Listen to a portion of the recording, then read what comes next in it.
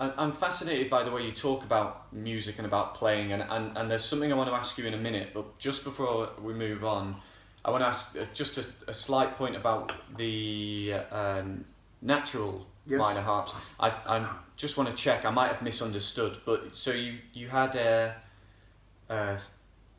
natural minor and you got it labelled first, and it's C minor and it's Dorian. So is that the same as B flat major, the notes, the tones, or have I got that wrong? Well, G minor, the relative major to G minor is B flat. Right, yeah, okay. Yeah. Okay. So, but you can play, so I can play jazz, I can play in a seminar mood, Georgia minor, anything on a natural minor too. Yeah. Okay. But chord-wise, G minor, blow, C minor. Yeah. And that's and again, that's the thirds. In the G, in the natural minor scale, it's the third, the sixth, and the seventh flatted. Yeah. You know, and which you would get from the draw on this. Sure. You know. Now you can also switch them out like here replays. My whole system, the Lee Oskar system is all interchangeable parts too. You know, so for half the cost you can just swap out new replays when reeds fatigue. But you can also mix and match replays. So I can make a Dorian harmonica from the draw. Let's say I took I take the bottom replay from the G natural minor, and throw the top replay from the C major diatonic. Now I have a G Dorian harmonica from the draw. Or I can put I can take the blow replay from a G melody maker, so I got that free blow up, right? But put on the bottom replay, instead of having to make this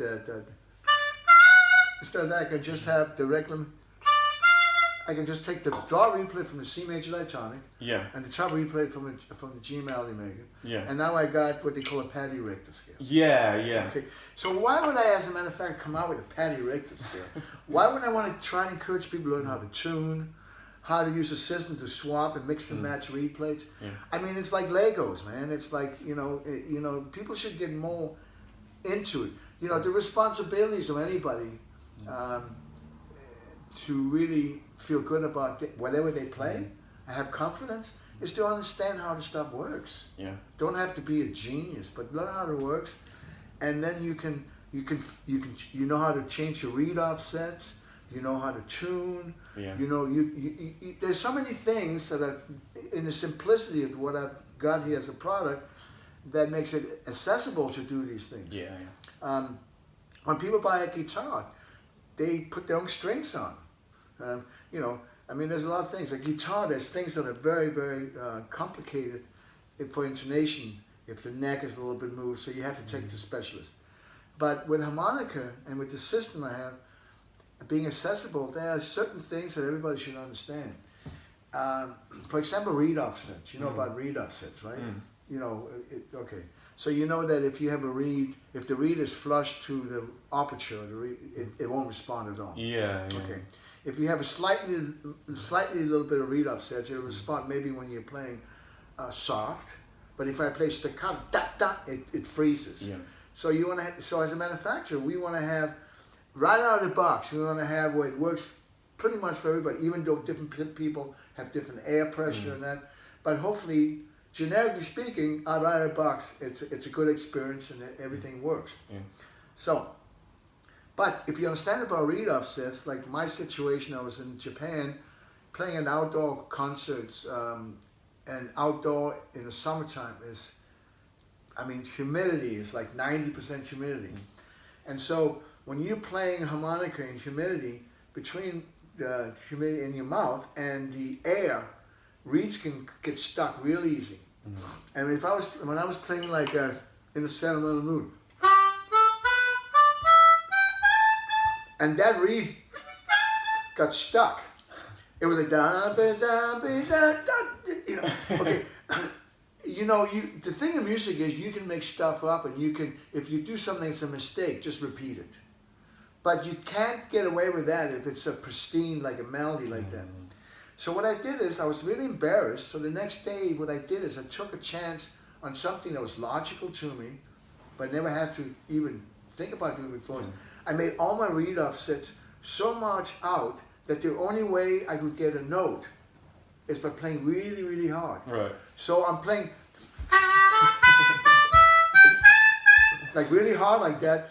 So I'm pulling the motion out of the reed as I'm doing it. That's at least better than having the reeds get stuck, right? Yeah. So in anything, applications and knowing how stuff works, it's really at the end of the day, I think would give anybody more confidence. And so we take the mystery out of it. Yeah. I want the mystery out of harmonica. I really want it to be a good experience. There's a couple more things I want to ask you. Yeah, please. And the first Sorry. is... No, it's fascinating. And I'm fascinated by the way you talk about, when you demonstrate different styles and you talk about visualizations of those. So you talked about the train being grounded and you talked about then other scales kind of lifting you up. I'm interested in when you're playing, do you visualize things? What's happening in your mind when you're playing? When I'm in my zone, I think I'm not watching a movie. No. I'm in it. Mm-hmm. I'm crying or I'm expressing. I don't know.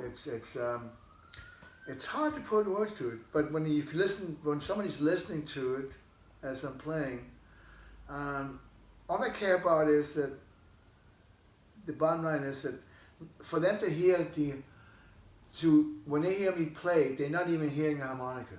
Yeah. If the instrument can transform beyond the instrument, where now all of a sudden people like emotionally, it's touching buttons. It's triggering things. Yeah. Emotionally, that's the highest compliment I can ever have. Mm-hmm. And it's that in my aura when I play. It's like being in the moment. Yeah. Feeling wise. So it's hard for me to tell you. I'm not visualizing like visually a movie.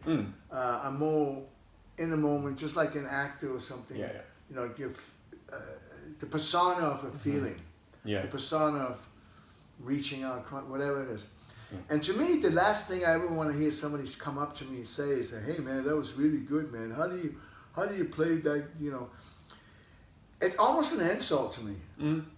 It's okay when we talk shop. Yeah. But if I'm gonna feel good about when I walk off stage and hit something, I want somebody to. It's much better for me to hear. Wow, that really. My wife was crying. I don't know, whatever. That touched me. It touched me. You know what I mean? Because at the end of the day, it's really about acknowledging emotions and feelings, that we all carry with us, and not always able to express, but we are in common with that. Yeah. And that's kind of why we love music, isn't it? When you first hear music, you don't think, "Wow, the technique involved." You feel it, don't you? But there's a lot of people who pay attention to that. And they ask you, and I don't. That's what I mean. It doesn't make me. It's not. It's not flattering. It's like it's nobody's business how I do it. It's more. It's my business to feel like I really touched somebody, did something, good. And I tell people, look, if I'm in a desert island, this is something I've been talking a lot about lately. If I get on a desert island where there's no other human beings, I mean, sooner or later, I will probably come to the realization that what I call music is not music. Because there's nothing, I mean, it's for myself, but at some point I'm not getting a hello from anything that I understand that the music. The bird or the snakes or the frog, they have different ways of communicating. So if I really still want to be acknowledged and be part of something, and for that acknowledgement, I would probably have to perform or do something that's in harmony with their behavior, which may not be anything that has to do with what we call music among human beings. Yeah. I like that idea of. I think you put it well by saying that you're not bothered about people coming up and saying, "How did you do that?" It reminds me of the idea of serve the song or serve the music rather than serve your ego or disappear down that rabbit hole. Yeah, technical stuff is technical stuff, and that's really the artist's process to get there. But at the end of the day, like it doesn't matter if you do an overblow or if you have a tuning set up a certain way. It doesn't matter. What matters is that how do you transcend it to make it feel. Have you ever seen people? They sing, and then they play guitar, or they sing and play harmonica, and you can tell when, at least I feel I can tell when somebody's really playing it from the heart, because if the singing, the way somebody sings, the way they phrase that persona, that should translate the same way when they're playing the guitar or the harmonica. So I find a lot of times people are playing from here. They're singing from the heart, and then they take the guitar and or the harmonica, and they're playing a riff or something that they've practiced. And so if that's what they do, you hear harmonica, but it's not taking it into that other dimension that really, where you're not hearing an instrument anymore, you're just hearing the feeling. Yeah. And that's what I think that's the magic, man. When it grabs you, there's a feeling. Yeah. I want to finish by asking you something related to, so you've demonstrated different scales and different styles of music, and it's been wonderful to hear those. Can I ask you a little bit about the organisation, the initiative, Playing for Change? Oh, absolutely! I'd love to talk about that. So, Playing for Change, and by the way, I wear this. I almost sleep with this. I mean, this is such a beautiful symbol. This is like Earth with a set of headphones. Oh yeah. And these are made through Playing for Change in Tibet, the monks there. So playing for change is basically what they say is like if we're going to save the world, it's not going to be politicians. It's going to be maybe music or any of the arts, you know. Although on a cynical side, humanity will still have a way to fight. Maybe even if it's music, all of a sudden they're going to fight over. There should be an A minor chord or a C chord, you know. we can't get away from it. But we would hope, and we want to think that the answer to harmony and people getting along and sharing the love is Playing for Change, that kind of thing. So they have a few things organized in that. One of the things in Playing for Change is they set up schools in all different parts of the world where the people themselves will put it together. It's not like all these grants in there and then it looks pretty, but the people don't connect with it. But actually, like in Mali, which I learned is really where the blues came from, and they're playing that like a pentatonic minor scale. It was amazing. In South Africa is a different mode where they play like the clave. So there's music all parts of the world, different instruments, and Playing for Change embraces. So they'll have like somebody play, like the first hit they had was Stand By Me. And that was like 11 years ago. And the guy in Venice on the street corner was singing Stand By Me. And Mark Johnson, who is the founder, he was telling me like, the way it started, he's a very established recording engineer and producer. And he's driving, he lives in Venice, he's driving by and he sees this crowd of people. And he's wondering what's going on, and he hears this music. So he had to stop while he was heading to his studio. And he asked the guy, even because it was amazing, like, what are you doing here? And the guy basically said, why not? I love him. And he gave him the whole idea that why not travel around and capture music in street corners and different places of the world. Start with something visually and audio, and then put the headphones on. If he goes to Brazil, if he goes to Mali, he goes, and everybody kind of plays on it. And then between the visual and the audio, amazing how the treatment, the edit, and you get these amazing videos that I don't even know how many they have out now, hundreds. And some are very well-known recording artists to people you may not know, who just play in the zone, and he's melting it all together. So you have the people playing live on stage. Some of those people come together and travel around the world Playing for Change band. You have the schools, you have these videos. So with the Lee Oskar harmonica system, because of the different tunings we talk about, and also personally as a composer, as an artist, I had those kind of visions, and I've attempted on one of my albums called My Road, Our Road, where it's music from, just melting music, because it's all textures, it's all tubes of paints to me. But the level that Playing for Change is doing on is not only very, very ambitious, it's very time consuming and very expensive.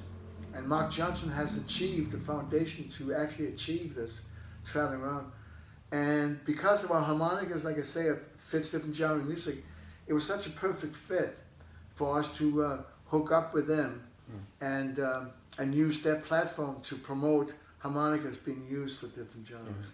So that's what that's about. Yeah. So I will put a link to Playing for Change. I'll put a link beneath the video to your harmonicas as well, for people to find out more about the different tunings and order those. So thank you so much. Can I add a couple of things? Yeah, of course. So Grandpa Elliot is like a big icon for Playing for Change. You might have seen, or if you. So we came out a special limited edition. It's very beautiful, huh? That's beautiful. Yeah. So I made a melody maker with this company, but it's just a C major diatonic. And it's available now. It's gonna be available on the Playing for Change. Okay. And the proceeds from this goes to Grandpa Elliot because he's getting up there. He's not doing as well, so we want to do that. Is that available now? Can we put? It's going to be available soon. Okay. Yeah, it's in the infrastructure. Okay. They just have to a few more steps. Well, so when it's out, we'll make sure there's a link to that as well. And then the other thing I want to tell you is that we're also coming out with the Hawaiian harmonica. Okay. And the Hawaiian harmonica is this beautiful looking. It's a tremolo. Yeah. And tremolo is a beautiful sound. So I always thought about the tremolo of coming from us is we have a Hawaii, like the Germans have Bavaria. Okay. We have Hawaii, and Hawaii is like it's rainbows and happy stuff, and that sound of a tremolo is that. So we're coming out with a Hawaiian harmonica that has the Hawaiian Islands on the cover plate. Yeah. Beautiful looking. It has 25 traditional Hawaiian tunes that we made recording a ukulele and Hawaiian harmonica that can be available with it. And also the story about each of the traditional Hawaiian tunes. And we want to sell that through Playing for Change. And the proceeds from that will be going to Hawaii for the a lot of the kids, the education and that there. Yeah. So those are some of the things, some of the spins we are doing now. Yeah. Well, I love the work you do, and it's been a real honour to sit down with you, so thank you for your time. Thank you very Cheers, much. Lou. Thank you. Thanks for having me.